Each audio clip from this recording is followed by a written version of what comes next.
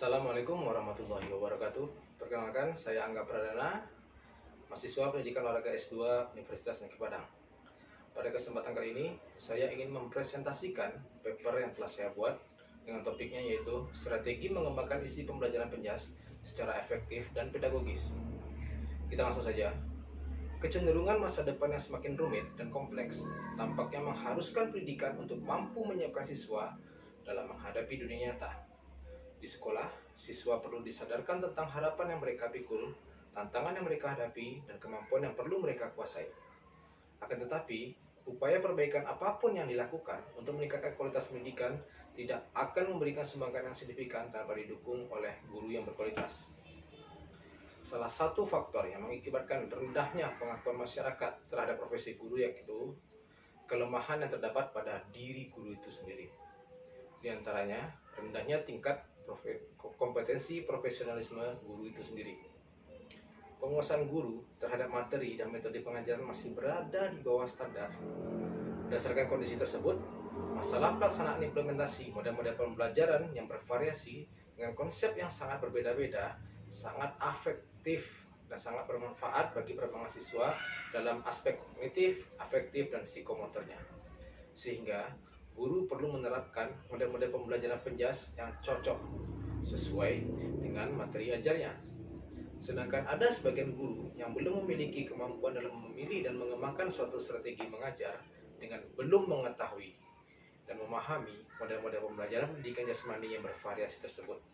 Dan sebagian lagi, guru yang sudah mampu menerapkan model-model tersebut namun enggan untuk melaksanakannya dikarenakan alasan beberapa faktor.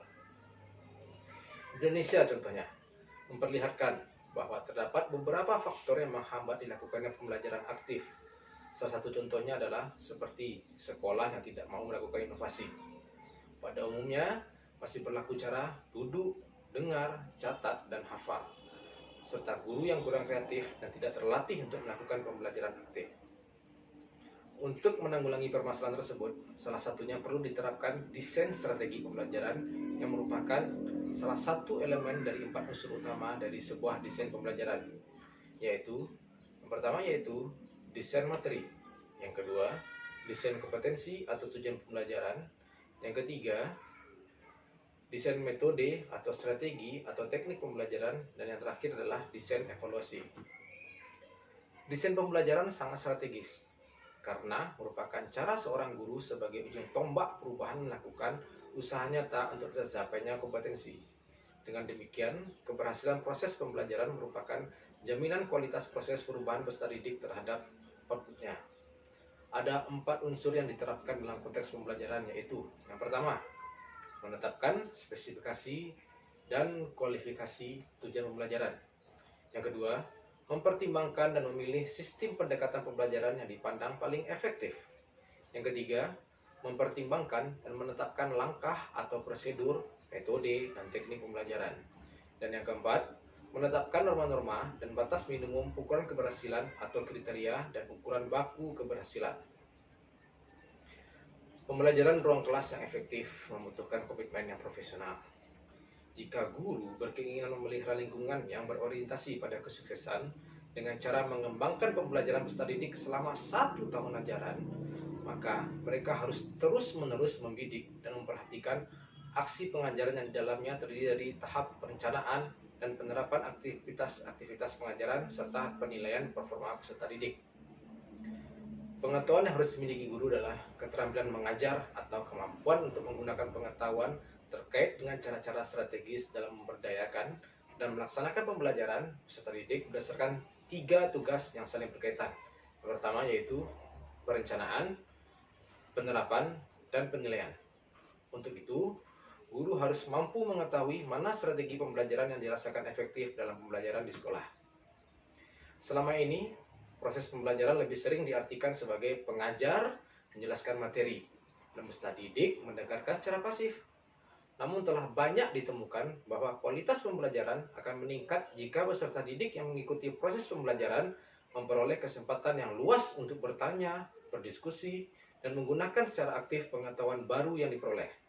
Dengan cara ini, diketahui pula bahwa pengetahuan baru tersebut cenderung dapat dipahami dan dikuasai secara lebih baik. Peserta didik belajar secara aktif ketika mereka secara terus-menerus terlibat, baik secara mental maupun secara fisik. Pembelajaran aktif melibatkan pembelajaran yang terjadi ketika peserta didik bersemangat, siap secara mental, dan dapat memahami pengalaman yang dimiliki atau dialaminya. Pembelajaran aktif ini dapat diciptakan apabila yang pertama, mengacu pada tujuan. Di sini maksudnya adalah guru dapat menjelaskan tujuan pembelajaran dengan jelas, sehingga peserta didik akan mengerti dan dapat menghubungkan tujuan tersebut dengan hasil yang akan diperoleh. Hal ini adalah langkah pertama yang sangat penting saat memulai suatu pelajaran.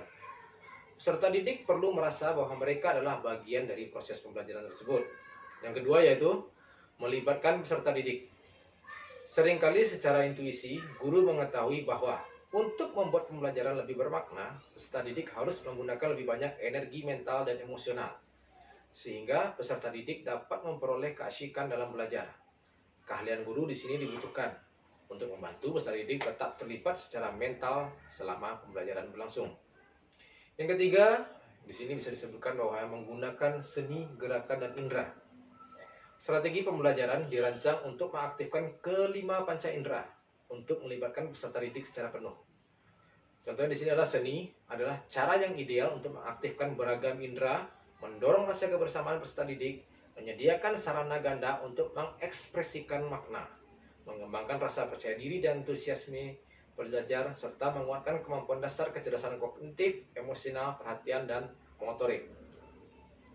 Yang terakhir itu yang keempat adalah meragamkan langkah dan kegiatan.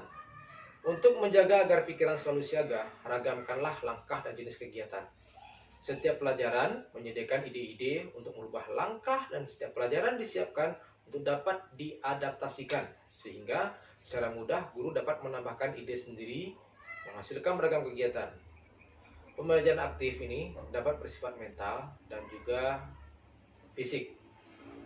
Merubah model kerja peserta didik dari kerja kelompok besar menjadi kerja individual atau menjadi kelompok kecil merupakan salah satu cara yang mudah dan efektif untuk meragamkan langkah mental. Pembelajaran aktif dapat diterapkan di kelas kapanpun guru menginginkannya. Jelaskanlah kepada peserta didik ketika guru akan melakukan pembelajaran aktif sehingga akan ditanggapinya dengan senang. Maka dari penjelasan paper atau presentasi paper yang telah sampaikan tadi, saya ingin menarik kesimpulan yang pertama yaitu pembelajaran aktif di sini adalah segala bentuk pembelajaran yang memungkinkan peserta didik berperan secara aktif. Yang kita menjadi aktif dalam proses pembelajaran itu sendiri, baik dalam bentuk interaksi antara peserta didik maupun peserta didik dengan pengajar dalam proses pembelajaran tersebut. Yang kedua, kesimpulannya adalah strategi pembelajaran adalah suatu kegiatan pembelajaran yang harus dikerjakan guru dan peserta didik agar tujuan pembelajaran dapat dicapai secara efektif dan efisien. Kesimpulan yang ketiga adalah kegiatan-kegiatan kelas yang dapat membantu untuk mengarahkan peserta didik menjadi aktif antara lain adalah pembelajaran aktif, yang mana untuk memperbaiki perilaku seni gerak, menggambarkan orang, dan pembelajaran aktif untuk semua mata pelajaran. Kemudian ada juga saran dari saya sebagai penulis papernya, yaitu yang pertama yaitu sebaiknya pembelajaran aktif dilakukan secara rutin sehingga peserta didik akan terbiasa untuk berperilaku aktif dan kreatif dalam kelas. Dan yang kedua, pembelajaran aktif yang memiliki perencanaan yang cermat, pengajaran yang penuh pemikiran akan mengubah peserta didik yang enggan sekalipun pembelajaran yang terlibat dan penuh penghayatan. Baik, terima kasih dari saya. Saya akhiri dengan Assalamualaikum warahmatullahi wabarakatuh.